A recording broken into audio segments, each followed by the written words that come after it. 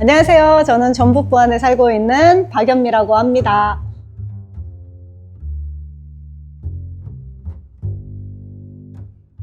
저는 부안에 다시 돌아왔다고 표현하기는 좀 힘들고요. 도시에서 자라서 도시에서 공부하고 도시에서 일하고 또 우연한 기회에 프랑스에 유학까지 가서 거기서 일을 하게 된 케이스인데요.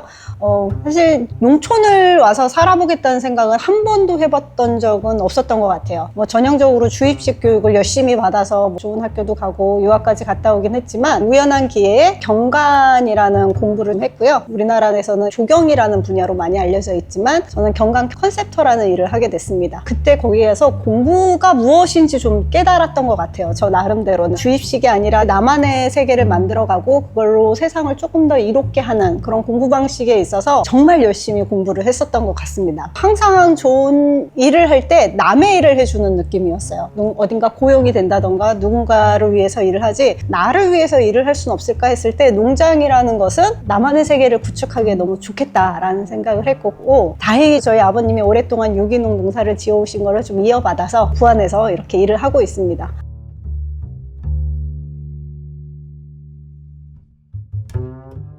프랑스에서 배웠던 거를 어떻게 적용하고 있냐라고 했을 때는 구체적으로 배웠다라기보다는 사고방식의 틀이 저는 좀 많은 변화가 있었던 것 같아요. 예를 들어서 이 농촌의 가치, 농업의 가치는 누구나 인정을 하지만 실제로 그게 존중받고 있다는 생각은 그때 당시에 들진 않았었고 그래서 그런 가치들이 좀 인정받았으면 좋겠다.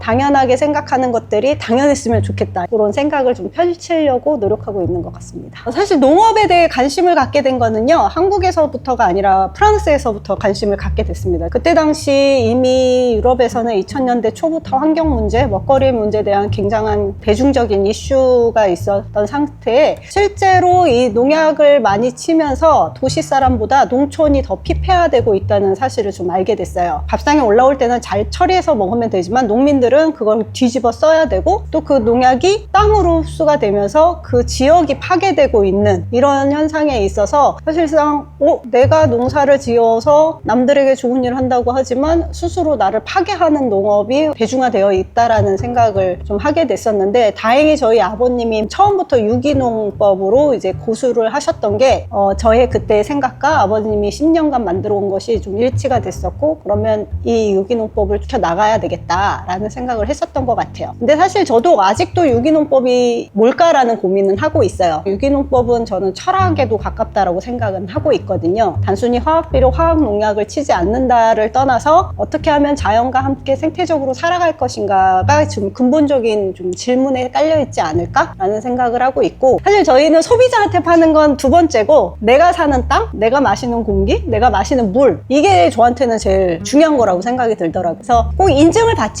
않더라도 그 농업을 대하는 태도 저는 이게 더 중요한 게 아닌가라고 생각은 해요.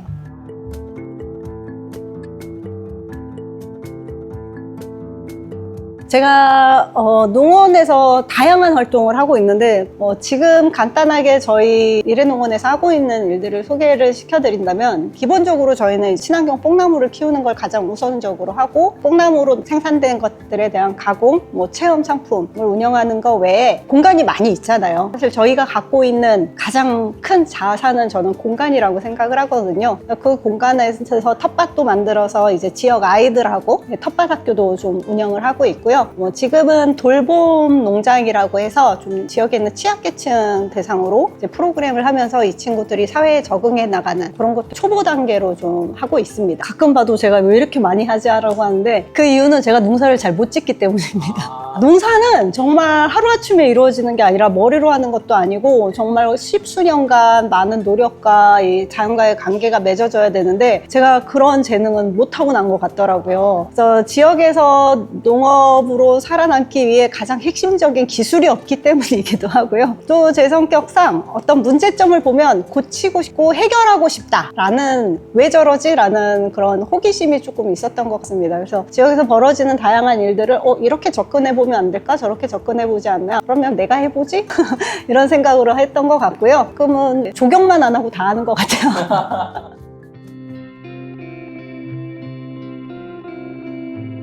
저는 부안에서 평생 살아야 된다 이런 생각으로 부안에 있는 건 아닌 것 같아요. 그러니까 그게 족쇄가 되면 부안이 싫어질 것 같더라고요. 부안이 저에게 그런 기회를 주는 땅이라고 생각을 하고 있고, 언제든지 그 기회가 없다라고 하면 저도 떠날 수 있는 사람이라고 저는 생각을 하고 있습니다. 근데 그러기에는 부안이 가진 게 너무 많아요. 제가 최근에 결정한 거는 미래 계획과 삶의 목표를 잡지 않겠다예요. 오늘 하루를 만족하고 오늘 하루 잘했다 라는 생각을 갖고 살고 싶다라는 생각이 들기 시작했더라고요. 그냥 먼 미래를 쫓아다녔던 라는 생각이 조금은 들고, 다행히 제가 이제 10년 차가 조금 돼 가면서 이제는 내가 나의 삶을 이곳에서 어떻게 행복하게 살 것인가에 대한 고민을 더 많이 해야 되겠다라는 생각을 했어요. 지금은 하루하루를 어떻게 하면 더 간단하게 만들까? 이게 저한테는 그 하루의 목표인 것 같아요. 다행히 저는 이 농장이라는 것이 있기 때문에 그 안에서 제가 그걸 일부로서 그 역할을 잘 해나가는 게 저한테는 좀 목표인 것 같습니다.